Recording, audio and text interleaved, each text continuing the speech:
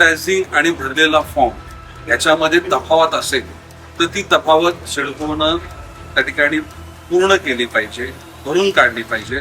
आणि ज्या घरांच्या क्षेत्रफळाकरता नागरिकांनी मागणी केलेली किंवा फॉर्म भरलेलं तेच क्षेत्र किंवा तोच एरिया त्यांना मिळाला पाहिजे.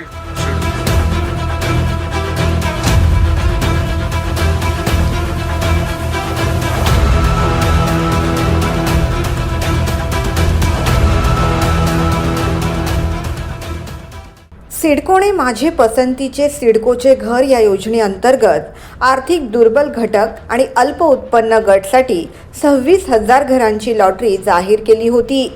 यामध्ये पनवेल पश्चिम, Kharghar bus terminal, Mansarovar railway स्थानक, खांदेश्वर रेल्वे स्थानक, खारकोपर सेक्टर 16A आणि वाशी ट्रक टर्मिनस या ठिकाणी LIG गटासाठी 322 चौरस फूट कार्पेट एरिया असलेल्या सदनिका जाहीर करण्यात आल्या होत्या. यावेळी जाहीर करण्यात आलेल्या माहितीप्रमाणे LIG गटासाठी 322 चौरस फूट कार्पेट एरिया असलेल्या सदनिका देण्यात येणार असल्याचे सांगण्यात आले होते. मात्र लॉटरी निकालानंतर लॉटरी विजेत्यांना मिळालेल्या लेटर ऑफ इंटेंटमध्ये सदनिकेचा रेरा कार्पेट एरिया 27.12 चौरस मीटर इतका असल्याचे LIG गटासाठी नमूद करण्यात आले आहे, जो मूळ घोषणा केलेल्या क्षेत्रफळापेक्षा जवळपास 30 चौरस फूट कमी आहे.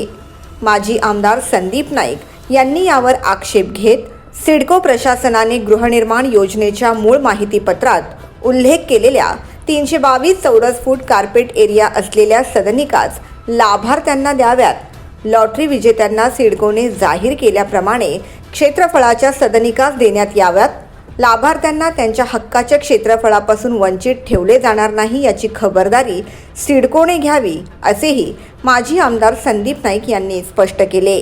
जे सिडकोनं ज्या ॲडव्हर्टाईज बघून नागरिकांनी त्या घराकरता ॲप्लिकेशन दिलं, जो एरिया सिडकोच्या माध्यमातून देण्याचं ठरवलं तोच एरिया नागरिकांना मिळाला.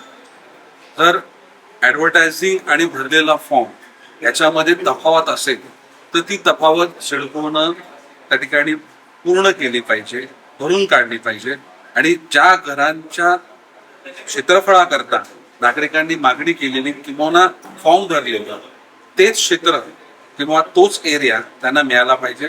सिडकोनं अशा प्रकारची कपात ही करू नये हे सिडकोकडे मी मागणी केलेली आहे. राज्याचे मुख्यमंत्री, दोन्ही उपमुख्यमंत्री, नगरविकास विभाग आणि सर्व संबंधित विभागाकडे माजी आमदार संदीप नाईक यांनी या संदर्भात मागणी केली आहे. आणि अशा प्रकारचं पत्र मी मुख्यमंत्री महोदय, दोन्ही उपमुख्यमंत्री यांच्याकडे दिलेलं आहे. आणि मला विश्वास आहे की सिडको अशा कोणत्या प्रकारची चूक किंवा तफावत ही नागरिकांना दिलेल्या घरांमध्ये करणार नाही.